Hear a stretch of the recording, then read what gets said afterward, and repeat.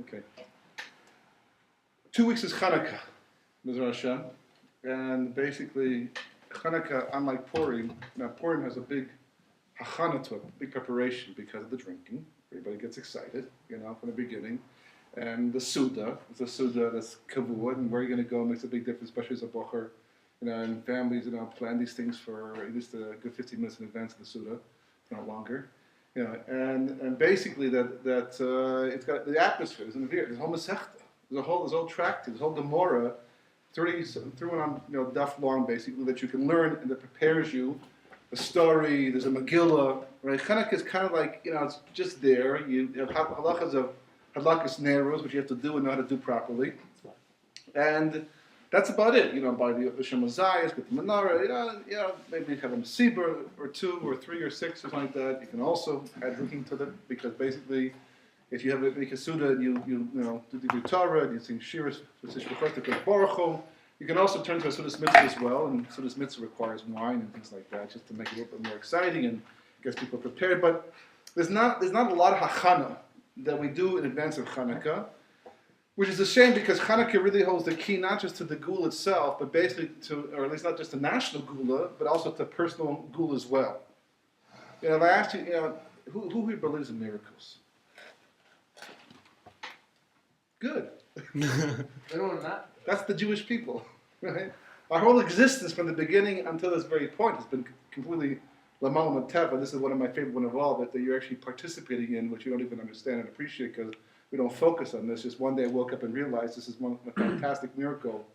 But you realize that you're living here, for the time being at least, right? You're here in a yeshiva in Eretz Yisrael, surrounded by at least, last count, maybe more now, because they have children one every 0.06 seconds. They're up boom, boom, boom, boom the entire time. 360 million people who do nothing but plan to wipe you off the face of the earth. I don't want to scare you away, right? Don't leave yeshiva tomorrow. But that's what's around you. And the only friendly neighbor we have, which is not so friendly, basically is the Mediterranean Sea. Because it's not planning against you, but it's not the safest place to go either. And your parents have allowed you to come here, maybe even sent you here, right? Which makes you wonder a little bit. But, here you are in the lion's den, literally. Do you understand that? Do you appreciate that? You talk about that? Do you realize that? You should go to bed at nighttime thinking to yourself, this is a phenomenal nace. It's not because of nuclear bombs, because they have so many Arabs, and they don't care about them that much. They sacrifice them left, right, and center all the time. If they came running at us with bayonets, just bayonets, those long knives, like World War I type of a thing, basically, we couldn't nuke them fast enough. It's just like take 6 minutes or 8 minutes, basically, to fly north to south in an F-16 or something like that. Tanks would come across parts of Eretz Israel in 2.5 seconds, and here we are. We're sitting here having a shear, right? You'll have supper soon, okay, for better or for worse, right? And we make Shabbos, and it's incredibly peaceful. Ki'ilu, we're someplace else in the world, and and appreciate that. And that's just a chilk, and it's getting more so. You're going to witness the most fantastic things coming up soon, because you can see how Eretz Yisrael, the Jewish people, are becoming increasingly more isolated by the day. Right? But the friends we once had, even the friends we called friends, are not such friends anymore. And we're becoming more isolated. That's what U.S. Secretary of Defense Panetta basically pointed out, that if we don't get back to the bargaining table, we're becoming more isolated. We're being cut off. The world never included us in the first place, really, to be quite honest, right? And we're more isolated by the moment, and you know what's going to happen. You know where it's going, right? Who doesn't know where the world's going? Is it going to get better before it gets worse? Yeah, we can pretend that we want, but kinireh, not necessarily. So what's going to happen? Well, just open the book, look what happened Hanukkah time. You had a phenomenal situation. If it was a numbers game, we should have lost the war hands down. We should never have gone to battle. We should have run away to another country. We should have fled for our lives. They were militarily stronger than us by 1,000,000 miles. They had the most technologically advanced equipment you can possibly imagine. They had state-of-the-art elephants, right? They had state-of-the-art spears, right? What do we have? Bows and arrows. So David HaMelech, what does he say? Right? Not there, but earlier, right? The entire Israeli army at that time is completely incapacitated. Why? Because Galius, it's not a coincidence his name is Galius, because Galius, Galius, the whole idea. Galius has challenged the Jewish people, the Palestinians of that time, right? They've challenged the Jewish people. And the entire Jewish army is shaking its boots. One big, huge jump. What do you care? Just shoot a bunch of arrows at the guy. What do you stand to lose, right? And they're entirely incapacitated. And David HaMelech says, I'll do it. I'll go. I'll face this guy. Who are you? What are you going to do? Right? How are you going to win? How could you possibly make a dent in the situation? Because I'll go, right? And we'll take the armor at least. No, I don't need the armor. Okay? You don't need the armor? What are you talking about? This guy is like a powerful monster and mean and cruel. You don't stand a chance. Let's put something on to protect yourself. Don't need it. And he goes out there with his slingshot, right? Made in Palestine. Goes with his slingshot, right? Made in Eretz Israel by the Jewish people. They stole from us. We didn't take it from them, right? He goes out there and he stands before Goliath and he makes the most remarkable statement. He says, I'm not coming to you with javelins and spears and F-16s and F-22s, and nuclear bombs. I'm not coming to you with things like that. Forget about all that stuff. You guys may have it. I'm not. It's not my job. It's not my deal. I'm not going to do that, right? Instead, I am coming to you in the name of God. Huh? Yeah, in the name of God. What? Who? In the name of God. God of the Jewish people. That's a good one, right? This should take a few seconds, right? Then we'll roast you and eat you for supper tonight, So David says, don't go anywhere. He winds up, he gets the things going, I tried one of these things once and actually hit myself in the back of the leg. But he's an expert. It's like going and going and going, basically. And he takes one shot with a stone. And Goliath is wearing this helmet, which has a little crack inside here. It's like, for decoration, because it's too narrow. Who can hit that spot? Come on. Even the best, with a machine gun maybe, it's a different story. But with a spear, with bow and arrow, the chances are very slim. But he's got this little slit, in his helmet over here. And David HaMelech, he wings this thing. He lets it go. He fires, right? And the stone hits him exactly in that spot. The guy,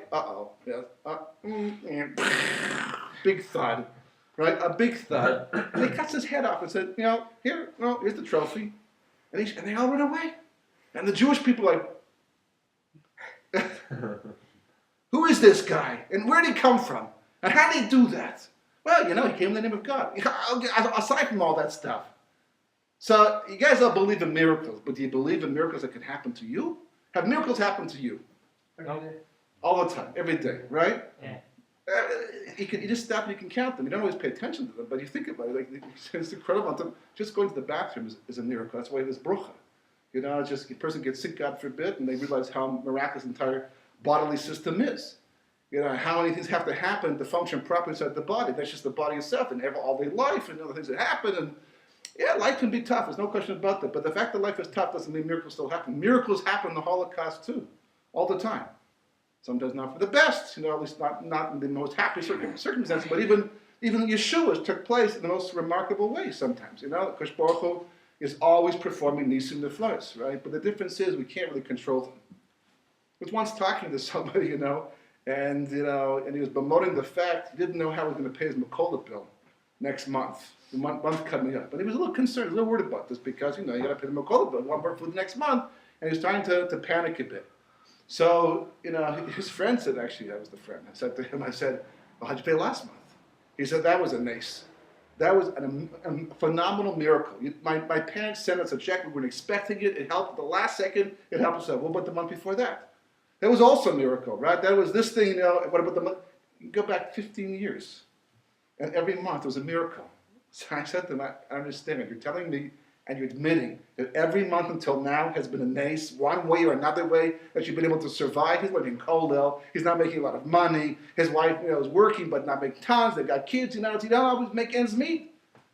And you're telling me that you've been able to do it somehow? Yeah, there's been stress and schwitz a little bit here and there, but somehow you did it over. Okay, so 1 month you missed, but another month you made up. And I was like, and you made Pesach, right? And you made Sukkot and Rosh Hashanah and Kippur and all these, and you still got through it? Yeah, unbelievably in Menefleis. So I said, what are you worried about? If for 15 years God's been doing it for you, so what are you worried about? So he said, but how do I know this is not the last month? Right? How do I know God's not going to say, Atkan, right? I've been carrying you now for 15 years. Next month you're on your own. How do I know it's not going to happen? Well, that's where bitachon comes in. Emunah and bitachon are two different things, right? We use them kind of interchangeably, but they're two different things. The word emunah comes from the word uman, which is like a professional, right? Emunah goes on the past, meaning that, I take my dry cleaning to the same place for year after year, and I drop the stuff off and I pick it up. Why? Because this guy has proven to me he can do without burning my shirts, And the guy ruins my shirts 1, 2, 3 times, that's the end of him. He has disproved himself.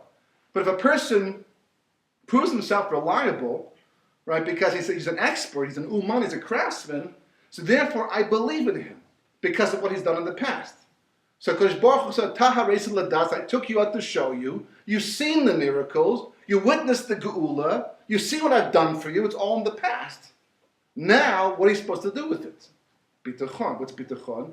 Bitachon is projecting the emunah of the past into the future. If God has carried you for 15 years, give him a break. Rely upon him another month and another month. Okay, make your shtada loose, right? You got to do your job, do your part. But, knowing that somehow where you fall short after making that effort, God is going to help you out. Just like he's carried you the entire, one way or another way, he's going to carry you through. And that's what Chanukah is basically telling us. That's what it's all about. Chanukah, if it was a numbers game, we would have lost the battle. If we fought the war according to Eisav's world, the way he does things basically, we would have lost the battle. We shouldn't have gone in the first place. We should have just basically walked away and forgot about it because there was no way in the world you could possibly win. But we won anyway. And the miracle continued because we found one jar of olive oil, which is also a miracle, right? But to find one jar, it's possible to seal the Kohen Gadol is still tahor. It's possible.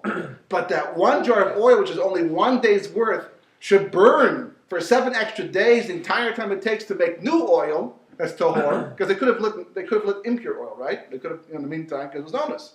What do you do? What do you do? But they didn't have to do that, because Kodesh Baruch Hu allowed the oil to burn the entire time through until the 8th day, when they finally had enough, new shaman zayis to put in the menorah and continue the mitzvah of atlachas menorah, right? Near tamid the entire time. So it's the same thing. A numbers game doesn't work. This is 1 day's worth of oil. It burned for 8 days. That's the Jewish people. That wasn't simply a singular event. Like we look at Chanukah like, Nes Gadol Hayasham. It happened back then at a certain time. No, you don't understand. The Nisim happened every single day. It's like somebody, for example, who makes your breakfast every single day. Let's say, I don't know if it happens here, right? But makes every single day. It doesn't happen when you get married too, for that matter. You just, But that's how you do it for someone. You make breakfast for someone every single day, and the person doesn't know. They come down, they sit down at the table, it's all set, the food's there, they eat and they walk out. You ever know A.B. Rottenberg? Yeah. You know a song about the one with the Rabbi, the guy, the Shamers and all that. So every single day the food's there. And one day, right, the person comes out and says, for breakfast, I have made you scrambled eggs with toast and butter and and fruit and the whole thing. And the guy goes, thank you very much, but manishna aboker hazeh. It's like, why all of a sudden are you telling me that? Because every single day you sat down, you had your brochas, you ate, you went away, you barely said thank you. So this morning I focused you on the fact that what I've been doing every single day. Chanukah, here's the chiddush. Chanukah was not Nes Gadol Hayasham only. Chanukah was coming to tell you, look what I do for you every day. If you'd only pay attention and get into it and hook into it and be part of that, then you could control miracles too. That's the difference. See, that's the difference my friend was telling me. I can't argue about the miracles of the past. I can't. They happen. I'd be a kofar. And kafui tova to go back and say, that wasn't such a big miracle, the way that check sort of fell from the sky and an airplane was passing over and somehow fell, it was a miracle. It's a nice. My parents helping me out. Okay, but dafka when I needed the money, just exactly that way. So Kodesh Baruch Hu's ways of showing us that he's doing miracles for us all the time. Just that we're not focused, we're not paying attention. Chanukah says, pay attention, focus, see it. Because when you do, and here's the difference, you can control it yourself as well. It's a big step. It's a big step. I'm not saying you to sit there and wiggle your nose or something and also make food appear, although that is possible. The Tanoim didn't wiggle their nose, but they're able to use Kabbalah to do miracles like that. It's possible with Kabbalah to do miracles on demand. We're not quite holding it with Kabbalah's Maisius yet. Maybe next week, but not right now. Right? It's a different thing. But to the point that you could need a miracle, and a Kodesh Baruch Hu will do it for you on demand to some degree, or maybe to a large degree. That's why you read these stories. Not all these stories of big miracles happen just as people need. Oh, wow, that's great. I wish it would happen for me. It does happen for you. We're just not focused. And that's the difference between Yosef and the rest of his brothers. These parshiyot always overlap with Chanukah because basically it's one and the same story. In fact, it's interesting because even though there's a whole Masechta, and we've got a bunch of them here, I see, right, from Megillah alone, right, just a whole Masechta that explains the whole day and the story and the halachas, it's right there before you. Nothing on Chanukah. The Shabbos, there's a little section, the Madlikin, about the halachas of Chanukah, very short. No, not, maybe 2 dafim basically. And the Mishnah, there's nothing but one Mishnah, and even then it's Agav. There's one Mishnah in all of Torah Shabbat Peh that deals with Chanukah. There's one Mishnah. It's amazing, a phenomenal holiday, right? But there's one Mishnah. What does the Mishnah say? The Mishnah says that if a person, let's say a camel driver, comes into town with flax on the back of his camel, wheat, flax, whatever the case may be, something that's very flammable, right? And he parks, he ties up his camel or donkey, whatever the case may be, to that little thing that they, in the Western movies, they tie their horses to, basically. He ties it up to this big wooden thing, right? And he, and the flax, unfortunately, kind of like goes into the window, into the chinvani, into the store of the whoever it is, the blacksmith or whoever is selling things, basically. And there's a candle burning, and the flax catches fire, and the whole place burns down. Who's responsible? Who's chayiv? So obviously the camel driver is chayiv. His flax had no business going to his window. It goes into his reshus yachid, it burns everything up, he's chayiv. What about the situation where the camel driver's flax is not going to the window, it's literally just in the back of the camel, and it's just overlapping, let's say, the porch of the store, and there's a candle outside, and that catches the flax on fire, everything burns up, right? Who's responsible? So the answer is that the balabais is chayav because he had no business putting a candle up there. Says the Mishnah, unless that was a ner shel Chanukah. Because a ner shel Chanukah, you have to put it outside. The halacha, at least in Eretz Yisrael, is to put it outside. And not only that, by the way, you might argue and say, well, let me put it higher where the flax can't get to. No, because we know the halacha is to put it within 10 tefachim of the ground, right, close to the ground. So therefore, the balabayas, the balachanu, is totally within his right to light the menorah there, and even though it's Reshus Rabim and the flax burns up, he's pater. Everyone's pater because it's not his fault, it's not his fault, but he's not chayiv. And that's the extent of the mentioning of Chanukah in the Mishnah. It's a pella, really quite frankly, but that's the way it goes. But a bigger pella, right, even more amazing, is the analogy the Mishnah happens to use. I mean, coincidentally happens to be taught. Why? Because the next week's Parsha, the Torah says, Elu told us Yaakov Yosef. Yosef, right? He had been Shiva Srei Shanim, and it goes on, and never mentions the rest of the brothers, right? You familiar with this? Right? You know the kasha the Rashi asked right there on the spot? It's an obvious question. If you're going to mention, here's the son, Yosef, that's one thing, but you mention Elu told us Yaakov, that's all the Shvatim. So why is there no mention of all the Shvatim? It only mentions Yosef. So therefore, Rashi is compelled to explain, based upon the measures, the following thing. That Yaakov was looking at the Chumash, so to speak. He looked in our Parsha, this week's Parsha, into chapter 36, right? Numbers right now.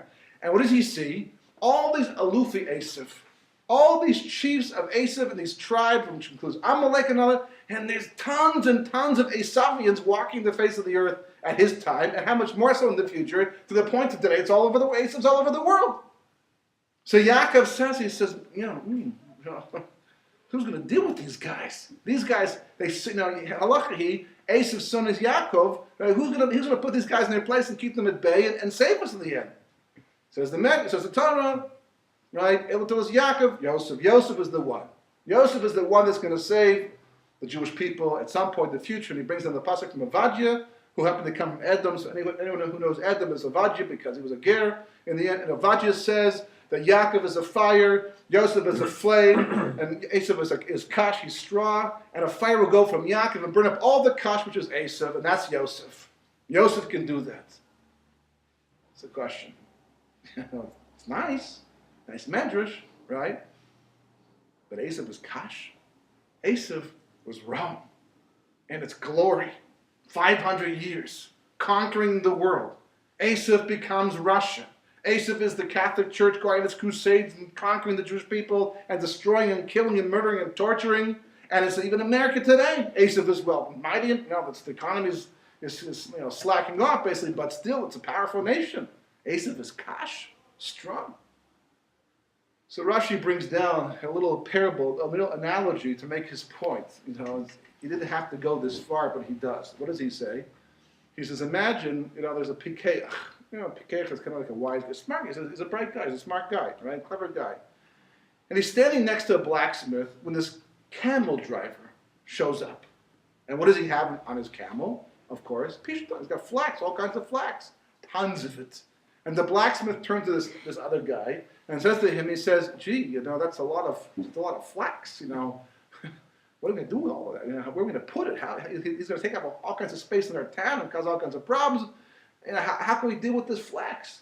So the Pikeach says, no problem. One spark from your anvil, will go out and burn up all the flax. Because it's only flax. It's a lot of flax, a lot of space, but it burns easily. One little tiny spark. That's all it takes. One tiny spark will go up from your anvil and burn up all the kash. And that's Yosef. Right? That's Yosef, is that tiny spark, that's the mashal, that's the nimshal that Rashi brings down. That's a pikeach. It's a mazik. It's a mazik. You need to pikeach. Oh, here's the problem. Your neighbor's bothering you, right? He's like, got too many going, just throw a little fire over the fence, basically, burn up his entire property. Your problem's gone. Right? His car makes too much noise in the morning and night, blow it up the night before. Right? What's the problem? Right? It's, one little bomb, it just takes a little bomb this side and blows the whole car up, right? He doesn't talk to you nicely. Here's an idea. He's like, what are you talking about? You're mazik. You can't do things like that. That's the way you solve the problem? An innocent camel driver coming to do business in your town. If it's a Russia, it's one thing. It's not a Russia. Who says it's a Russia? He's coming to do business in your town. That's the way you treat it by bringing up his... Because it's got so much of it in there. That's a pikeach.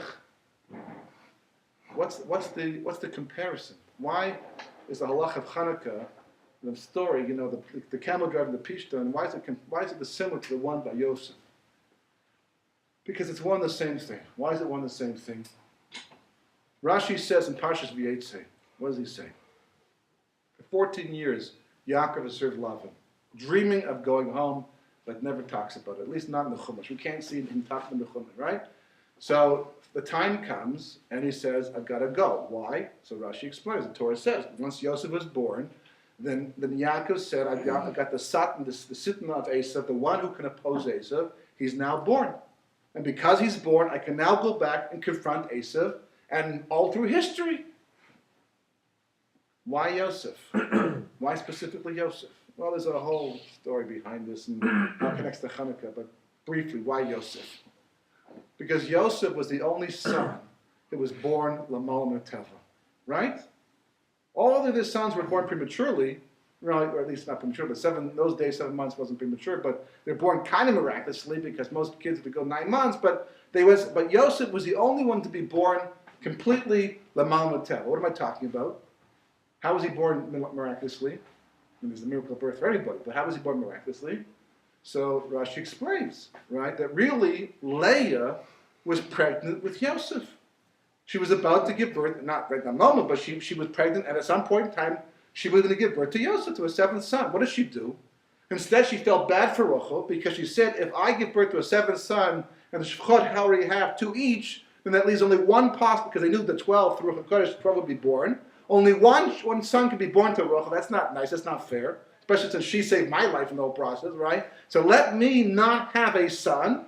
She's mispalel that Yosef should not be a boy but a girl instead. Well, not him, but that whatever she was pregnant with, a girl.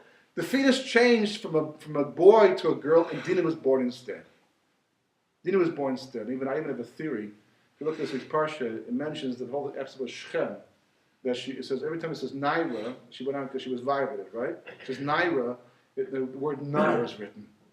Right? It doesn't say Naira. Also by Parashat Kiseitse, talking about the same Indian about a woman being violated back there as well. also is the only word you find where the Torah is makpid, not to write the word properly every time. Usually it's one time, maybe it's an aleph, a hey, something like that. But here, every time, Na'ara, a young girl, is written Na'ar, a young boy.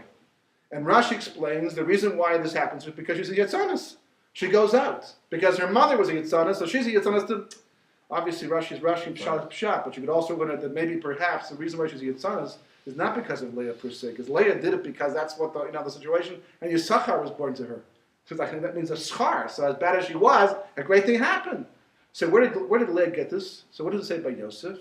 So that Yosef went out, right? Yosef Yatsa on Mitzrayim, he was a Yitzhak, right? Meaning he was one who went out into the world. So even though that Yosef became Dinah inside Leah, nevertheless, some aspect of Yosef remained behind in Dinah, and that's why they're very much connected, to such an extent that Dinah and Shechem give birth to a daughter, who's Asna, who gets adopted by Potiphar, and becomes the wife of Yosef in the end. It's like incredibly connected, the whole thing. It goes all over the place. It's been hours just from all the connections. It's remarkable. It's mamash incredible. It's just incredible how interconnected the whole story is, especially with Chanukah as well, this time of year. Just to see it, you got to spend time. We don't spend time with Parashat HaShavua nearly enough. There's so much going on over there. But that's what happens, right? So the Gemara in Brochas says, on Samach Amud Aleph, it says a person can be mispalo for the gender of a child, if they're expecting, up until 40 days. Because at 40 days, that's when Shemaim decide if it's going to be a male soul or a female soul. And if you happen to have a female soul, you're done for a male soul, or you have a male soul, you're done for a female soul, so now you're being samech on a nes. 40 days from what? From conception. From conception, the first 40 days. The first 40 days, it could be anything. It's like a cleat. At 40 days, that's when the soul goes in, and you can't be mispal because now you might be samech on a nes. You might be asking for a nes. It's not a good thing to do, necessarily. Okay? What about Leah? The Gemara says, must be she davened before 40 days. Or must be she davened after 40 days. Because if she davened before 40 days, then she wasn't pregnant with Yosef. Because at 40 days, that's when the soul goes in. So you can say this by the Shvatim, it happened earlier, because you see Yaakov and Eisav fighting in the womb, but that's later on. But the Maisa, Mistam is after the 40 days, because you know what? You can't daven for a nes for yourself necessarily, or at least you can't rely upon one, but you can rely upon one for somebody else, which we do all the time. We do it all the time. We daven for people who are sick, because that's, for someone else, you're not being sloppy, you're not being lazy, not coming off your cheshbon. You're davening for nes for someone, that's perfectly okay. But for yourself, it's different. So Mistama, that Leah was mispalu for Yosef after the 48 days, because that's how she knew it was Yosef, and therefore a nes happened for the birth of Yosef, but not for the rest of the Shvatim. So that's what Yaakov knew. He said, well, this guy, he's born miraculously. He'll be miraculous from beginning until end. His entire life will be miraculous. In fact, the Rizal says, in the Prius Chaim, he says the following by Yeshua ben Nun. He asked the question, why does Yeshua ben Nun die at the age of 110? Because that's the gematria of nes. And the Kosh Baruch Hu wanted to be clear to everybody else that the Yeshua ben Nun's life, who came from Yosef anyhow, right, through Ephraim, Yeshua ben Nun's life was lamalam netefra from beginning until the end. From the beginning until the end. So what about Yosef? So the Gemara in Baruch says he died because of Rabbanis. You got to become a Rav of a shul, become a Rav of a community. And Moshe Rabbeinu's okay though. I mean, he didn't get more now. The Torah is makbid to say he did not lose any of his strength, and he had Rabbanis. He had the most intense Rabbanis anybody's ever had. And he survived. But Yosef's not going to survive? Okay, Pshat level, but on a different level, because Yosef's life was an ace. And that's why if you look in the Chumash, everything he touches turns to gold, as Rashi points out. He's got the golden touch to such a degree that Potiphar and Paro, who are holding a Memtesh Shari Tuma, which means basically worse than the people on Dizengoff Street. They're way worse than that. And they can see God through what he does, because Yosef's life is L'malam Teva. And that's what Yaakov says. Eisav is not kash to somebody who does not believe in miracles. To somebody who believes in the physical world as being concrete and so, to Kosh Baruch Hu, Eisav is kash. To him, because Kosh Baruch Hu does everything L'malam Teva. Nothing is too strong for him. Nothing can get in his way. Only somebody who buys into that perspective and looks at life that way, for him, Eisav will be kash. That's what Yaakov is saying. The rest of us have a tough time. Look, Yaakov says, he says, I'm looking at all these alufi Eisav, and I'm worried, I'm concerned. Who's going to overcome them? Elo told us Yaakov Yosef. Why? Because for Yosef it doesn't make a difference. They stamping for Eisav. The guy's 6 years old. His mother's like right there, and he walks in front of between Rochel and Eisav. He stands there, pulls himself up, and gets a bracha before later on because he's not afraid. He doesn't see a strong gibor over here who can do damage. He sees an Eisav who's kash, and that's what Yaakov understood about Yosef, and that's why there's a comparison, and that's why he's a pikeach. He's not a mazik, because the pikeach is not saying go light this guy's flax on fire. The pikeach is saying you got to look past what you see. It looks big, it looks powerful, but you understand. It's big and powerful. It's a mashal for life. This stuff is nothing. The big and powerful stuff in the world can be gone in 2 seconds. And I'll tell you, this idea did not become clear to me. I mean, I didn't have a real life mashal for this, except miracles happen here and there, until I saw one particular photo. And then literally, this whole story and measure came back to me. And the picture was the World Trade Center after it was completely destroyed. It was unbelievable. Do you remember that picture? Cover of Time magazine? Just a few pieces of metal sticking out of the ground, basically. With 104 floors like that? 110 floors? 110, right? So that's the Empire State Building. That's the Empire State Building. The World Trade Center is much taller. Okay, but I'm talking about the World Trade Center right now. Yeah. The picture in Time magazine was of the World Trade Center. When it was destroyed, it was 110. After it was destroyed. After it was destroyed. It was completely destroyed. The Empire State Building wasn't destroyed. It got hit by an airplane. I know. The Empire State Building is 110. Oh, okay, no, but I know it's over 100. It's over Yeah, 100 floors. I don't remember exactly, whatever it was. But the point is that you know how much metal, concrete, and steel was involved in building this building. My background is architecture. I was actually at University for Architecture at one point in time, and when I was there, our class went on a trip to New York to look at all the architecture. Because that's where a lot of the architects had a chance to do their stuff, do their thing. And one of the trips we went on was to the World Trade Center. And we're taken on a tour of the building by a tour guide who knew all the facts. And he was, or she, whatever, was explaining to us all that went into the building of this building and how unique the core structure was. And basically, and here's the words, it cannot be brought down by an airplane. It cannot be brought down by winds, by earthquakes, nothing. This thing is solid. The core, and not just that, if a fire breaks out in one floor, the way it's been built, it can be contained in that one floor and not affect the other floors. It was like, basically, it was New York's version of the Titanic, basically. Okay, that's what it was. The Titanic, there was a big picture across the Titanic where they stood at you ever see this picture? I mean, yeah. I never understood where the Titanic went down to one day, they came up with a book like Titanic about 10 years ago like that, movies like that, and I was going to a bookstore, and I saw the whole pile of books, Titanic. So I took out the book, basically, and the first thing I do is go to pictures, right? Just go to pictures, right? And there's a picture. I never saw this picture before my entire life. It was remarkable. People standing on the deck of the boat before it's going to leave. I mean, who does a thing like this? And a big banner that says, a boat that even God can't sink. Wow. And you're going to sail in that boat now? It's like, even you're not a believer, even if you're an atheist, why start up a boat that an iceberg can't sink? Okay, I can handle that one. A boat that the winds can't blow, fine, but God can't sink? Poof. Like Kash, goes down. And this person's saying, there's no way. And I'm standing here looking at this picture, and I can't imagine how all that concrete and that steel and that glass and everything and all the equipment and the desks, the tables, the chairs, and, unfortunately people too, it's like incredible. Where did it go to? The whole thing burned in 103 minutes. It came down from the time the first plane went in. There was a skyscraper in Spain. Sorry to go a little bit late, but a sky in Spain that burned for 24 hours. And only a few floors went up. The building's still there. They fixed it up and went back in the building again. No concrete, steel, glass building has ever come down in the history of architecture because of a fire. Or anything for that matter. An earthquake, maybe, perhaps. Nothing more than that. It's really not a building that's built like this. And not that fast. Explosives? The World Trade Center. No, explosives. I'm saying, have they seen explosives do such a... Oh, well, that's a different story. Let's not go there right now, okay? But for chot, it should have pancaked. You know what I mean? Pancake? One floor comes... No, it didn't. Only for the... They think, you ever see the pictures? Straight down. One floor, you stop. Two floor, maybe, and it stops. Is that what stops. the theories are It based on? stops. It stops. At some point in time, it stops. It doesn't go all the way to the ground, not that fast. Is that what the theories are based on? That's why they came out. That's why people came up, because it's just physically not possible. But you know something? How it happened and why it happened, What theory? well, conspiracy theories, but why it happened, no, Well, it doesn't make a we'll speak difference. about it after. For this discussion, it doesn't make a difference, because you know something? Everything is the shkacha pratis. That's the big picture. For the Jewish people, God did it. It happened. That's the bottom line. And it happened in a way that looked like cash. And I thought to myself, wow, this is an example of I would never be able to imagine this to happen, but it happened like cash.